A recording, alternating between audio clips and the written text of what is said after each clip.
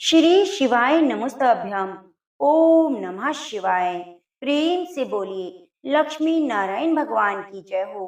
प्रिय भक्तजनों, अभी तक आपने चंचुला और उसके विदों का शिव महापुराण के द्वारा उद्धार होना और शिव महापुराण के श्रवण की विधि का वर्णन रसपान किया। आज हम रसपान करेंगे विंध्येश्वर संहिता। तो आप सभी भक्तजन शिव महापुराण के इस अध्याय का पूरे धैर्य के साथ चित्त लगाकर पूरा अवश्य सुनिए। प्रयाग में सूत जी से मुनियों का तुरंत पापनाश करने वाले साधन के विषय में प्रश्न, जो आदि और अंत में नित्य मंगलमय है, जिनकी समानता और तुलना कहीं भी नहीं है, जो आत्मा के स्वरूप को प्रकाशित करने वाले देवता हैं, उनके 5 मुख हैं और जो खेली खेल में अनायास जगत की रचना, पालन और संहार, अनुग्रह एवं तिरोभाव रूप 5 प्रबल कर्म करते रहते हैं, उन सर्वश्रेष्ठ अजर अमर ईश्वर अंबिकापति भगवान शंकर का मैं मन ही मन चिंतन करता हूँ। व्यास जी कहते हैं, जो धर्म का महान क्षेत्र है, जहाँ गंगा यमुना का संगम हुआ है, उस परम पुण्यमय प्रयाग में जो ब्रह्मलोक का मार्ग है, सत्य व्रत में तत्पर रहने वाले महातेजस्वी महाभाग महात्मा मुनियों ने एक विशाल ज्ञान यज्ञ का आयोजन किया।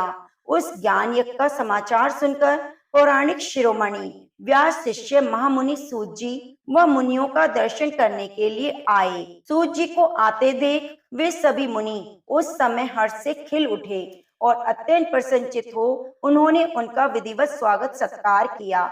उसके बाद उन प्रसन्न महात्माओं ने उनकी विधिवत स्तुति करके विनय पूर्वक हाथ जोड़कर उनसे इस प्रकार कहा, सर्वज्ञ विद्वान रोमहर्षण जी, आपका भाग्य बड़ा भारी है।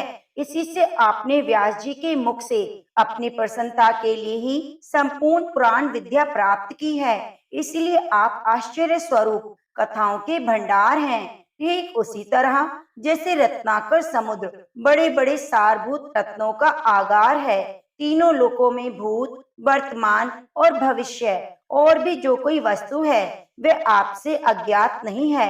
आप हमारी सौभाग्य से इस यज्ञ का दर्शन करने के लिए यहाँ पधार गए हैं और इस व्यास से हमारा कुछ कल्याण करने वाले हैं, क्योंकि आपका आगमन निरर्थक नहीं हो सकता। हमने पहले भी आपसे शुभाशुभ तत्व का पूरा पूरा वर्णन सुना है, किंतु उससे तृप्ति नहीं होती। हमें उसे सुनने की बारंबार इच्छा होती है। उत्तम बुद्धि वाले सूत जी, इस समय हमें एक ही बात सुननी है। यदि आपका अनुग्रह हो तो गोपनीय होने पर भी आप उस विषय का वर्णन करें।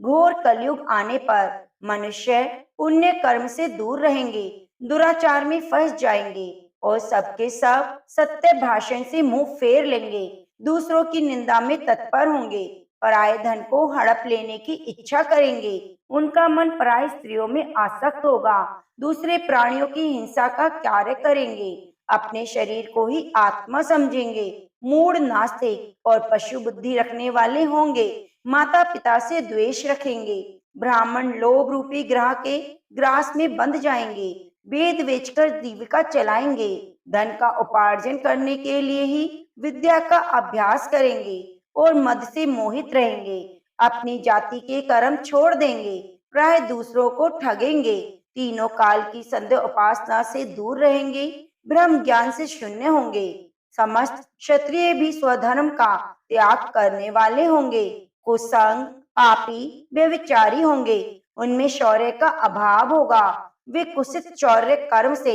जीविका चलाएंगे, शूद्रों का सा वर्ताव करेंगे, उनका चित्त काम का किंकर बना रहेगा, वैश्य संस्कार भ्रष्ट स्वधर्म त्यागी कुमार्गी धनोपार्जन परायण और नाप तोल में अपनी कुत्सित वृत्ति का परिचय देने वाले होंगे।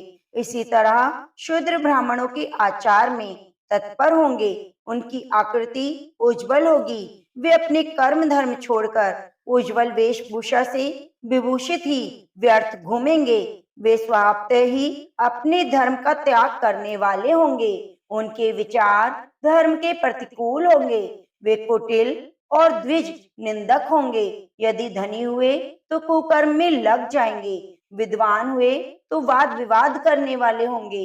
अपने को कुलीन मानकर चारों वर्णों के साथ वैवाहिक संबंध स्थापित करेंगे। समस्त वर्णों को अपने संपर्क से भ्रष्ट करेंगे। वे लोग अपने अधिकार सीमा से बाहर जाकर द्योचित सत्कर्मों का अनुष्ठान करने वाले होंगे। कलयुग की स्त्रियां राय सदाचार से भ्रष्ट और पति का अपमान करने वाली होंगी। सास ससुर से द्रोह करेंगी, किसी से भय न मानेंगी, मलिन भोजन करेंगी, कुशित हाव भाव में तत्पर रहेंगी। उनका शील स्वभाव बहुत बुरा होगा। वे अपने पति की सेवा से सदा ही विमुख रहेंगी। सूत जी, इस तरह जिनकी बुद्धि नष्ट हो गई है, जिन्होंने अपने धर्म का त्याग दिया है, ऐसे लोगों को इहलोक और परलोक में उत्तम गति कैसे प्राप्त होगी, इसी चिंता से हमारा मन सदा व्याकुल रहता है। परोपकार के समान दूसरा कोई धर्म नहीं।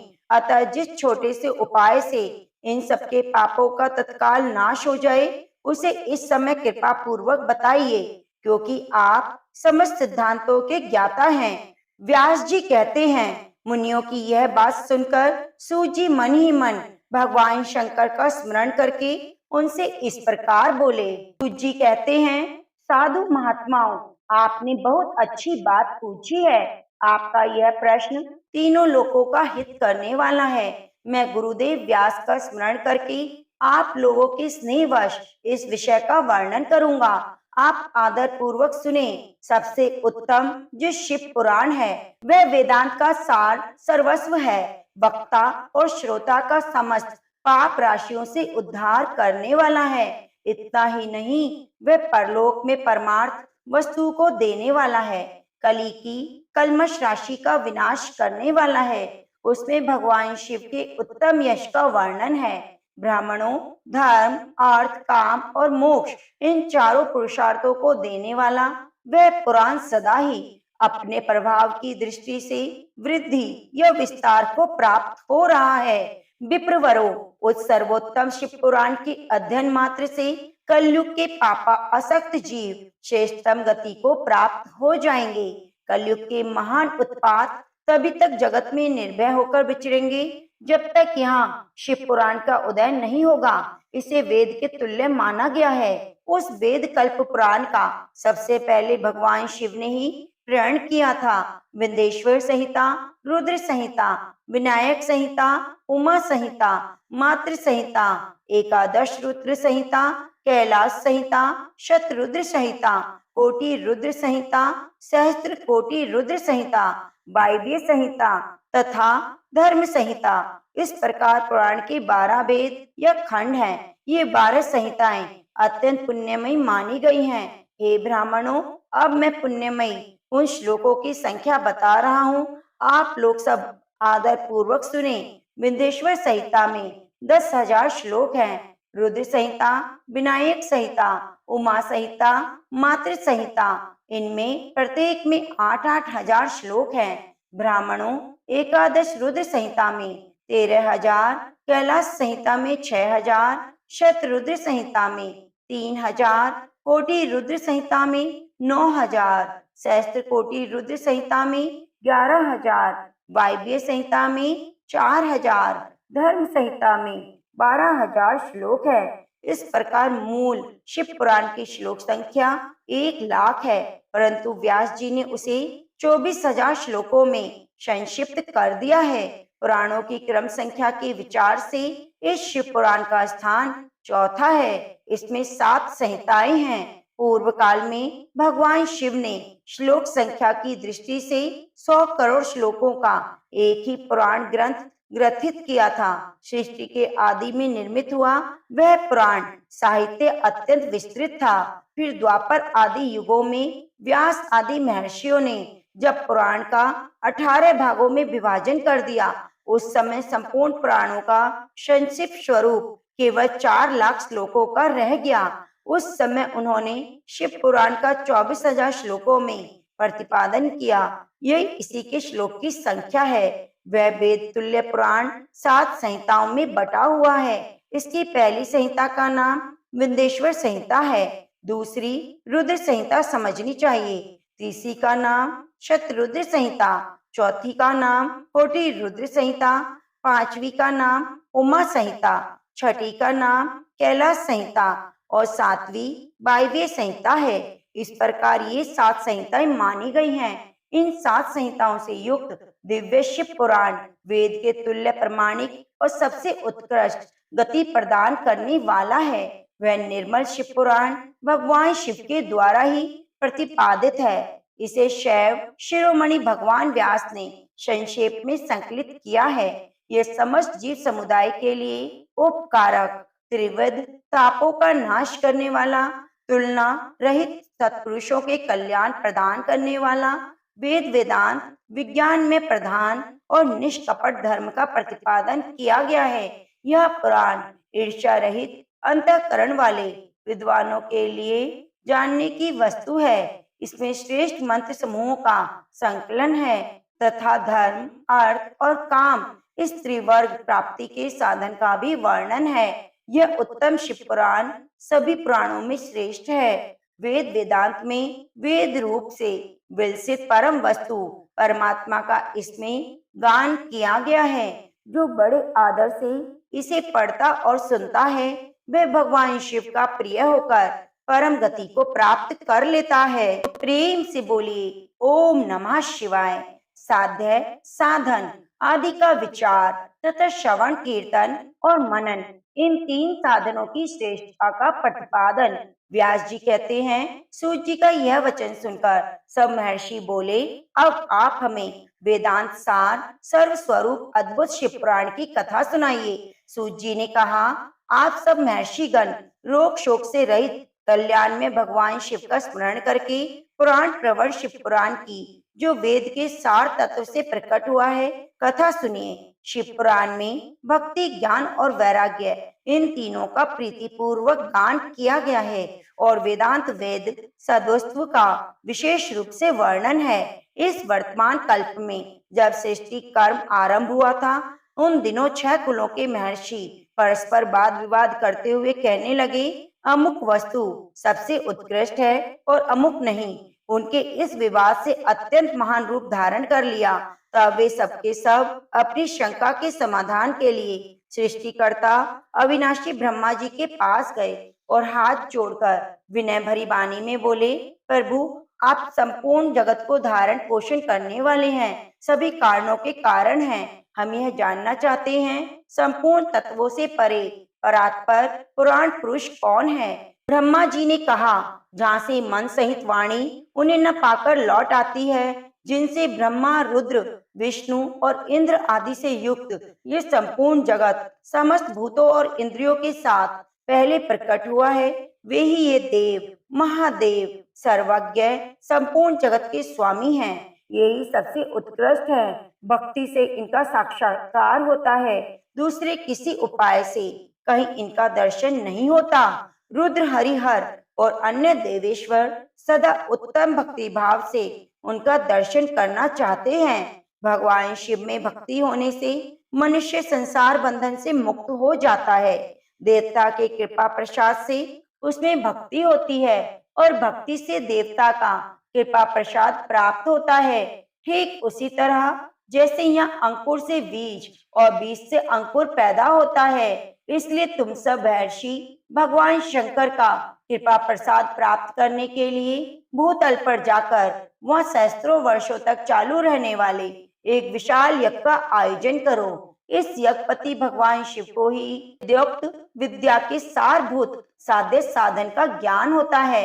शिव पद की प्राप्ति ही साध्य है, उनकी सेवा ही साधन है और उनके प्रसाद से जो नित्य नैमित्तिक आदि फलों की ओर निष्प्रह होता है, वही साधक है। वेदोक्त कर्म का अनुष्ठान करके उसके महान फल को भगवान शिव के चरणों में समर्पित कर देना ही परमेश्वर पद की प्राप्ति है। वही सालोक्य आदि के क्रम से प्राप्त होने वाली मुक्ति है। उन पुरुषों की भक्ति के अनुसार उन सबको उत्कृष्ट फल की प्राप्ति होती है। उस भक्ति के साधन अनेक प्रकार के हैं, जिनका साक्षात महेश्वर ने प्रतिपादन किया है। उनमें से सारभूत साधन को संक्षिप्त करके मैं बता रहा हूँ। कान से भगवान के नाम गुण और लीलाओं का श्रवण वाणी द्वारा उनका कीर्तन, मन के द्वारा मनन, इन तीनों को महान साधन कहा गया है। तात्पर्य है कि महेश्वर का श्रवण, कीर्तन और मनन करना चाहिए। यह श्रुति का वाक्य हम सबके लिए प्रमाणभूत है। इसी साधन से संपूर्ण मनोरथों की सिद्धि में लगे हुए आप लोग परम साध्य को प्राप्त हों। लोग प्रत्यक्ष वस्तु को आंख से देखकर उसमें प्रवृत्त होते हैं, परंतु जिस वस्तु का कहीं भी प्रत्यक्ष दर्शन नहीं होता, उसे श्रवण इंद्रियों द्वारा जानबूझकर मनुष्य उनकी प्राप्ति के लिए चेष्टा करता है। अतः पहला साधन श्रवण ही है। उसके द्वारा गुरु के मुख से तत्व को सुनकर श्रेष्ठ बुद्धि वाला विद्वान पुरुष अन्य साधन कीर्तन और मनन की सिद्धि करे। क्रमशः मनन पर्यंत इस साधन की अच्छी तरह साधना कर लेने पर उसके द्वारा सालों के आदि के क्रम में धीरे धीरे भगवान शिव का संयोग प्राप्त होता है। पहले सारे अंगों के रोग नष्ट हो जाते हैं, फिर सब प्रकार का लौकिक आनंद भी विलीन हो जाता है। भगवान शंकर की पूजा, उसके नामों के जप, उनके गुण रूप विलास और नामों का युक्ति परायण चित्त के द्वारा जो निरंतर परिशोधन और चिंतन होता है, उसी को मनन कहा गया है। यह महेश्वर की कृपा दृष्टि से उपलब्ध होता है। उसे समस्त श्रेष्ठ साधनों में प्रधान या प्रमुख कहा गया है। सूत जी कहते हैं, मुनीश्वरों, इस साधन का महात्म्य बताने के प्रसंग में मैं आप लोगों के लिए एक प्राचीन वृतांत का वर्णन करूंगा। उसे ध्यान देकर आप सुने। पहले की बात है, पराशर मुनि के पुत्र के गुरु व्यास देव जी सरस्वती नदी के सुंदर तट पर तपस्या कर रहे थे। एक दिन सूर्य तुल्य तेजस्वी विमान से यात्रा करते हुए भगवान सनत कुमार अकस्मात वहां जा पहुंचे। उन्होंने मेरे गुरु को वहां देखा। वे ध्यान में मग्न थे। उसके जगने पर उन्होंने ब्रह्मपुत्र सनत कुमार को अपने सामने उपस्थित देखा। देखकर वे बड़े वेग से उठे। उनके चरणों में प्रणाम करके मुनि ने उन्हें अर्घ दिया और देवताओं के बैठने योग्य आसन भी अर्पित किया। तब प्रसन्न होकर भगवान सनत कुमार विनीत भाव से खड़े हुए व्यास जी से गंभीर वाणी में बोले, हे मुने, तुम सत्य वस्तु का चिंतन करो। यह सत्य पदार्थ भगवान शिव है, जो तुम्हारे साक्षात्कार के विषय होंगे। भगवान शंकर का श्रवण, कीर्तन, मनन, ये तीन महत्तर साधन कहे गए हैं। ये तीनों ही वेद सम्मत हैं। पूर्व काल में दूसरे दूसरे साधनों के संभ्रम में पड़कर घूमता घामता मंदराचल पर जा पहुंचा और वहां तपस्या करने लगा।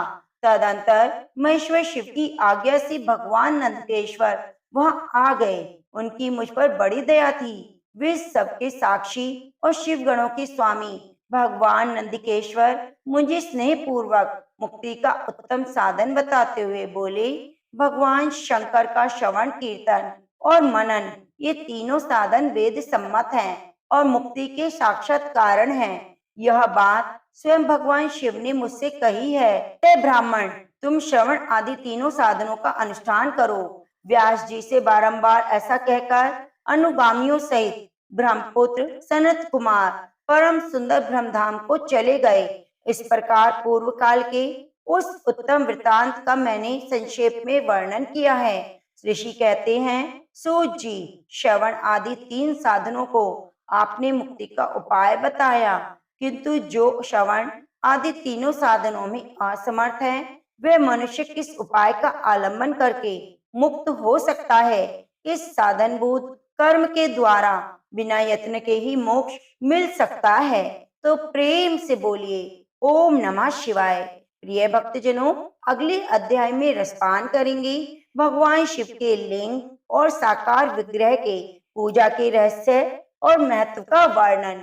आप हमारे चैनल के साथ जुड़े रहिए। चैनल को सब्सक्राइब करके वीडियो को लाइक जरूर कीजिए और प्यारा सा कमेंट लिखिए, जिससे हमें प्रोत्साहन मिले और हम आपके लिए शिव पुराण कथा की संपूर्ण अध्यायों का आपको रसपान करा सकें। धन्यवाद।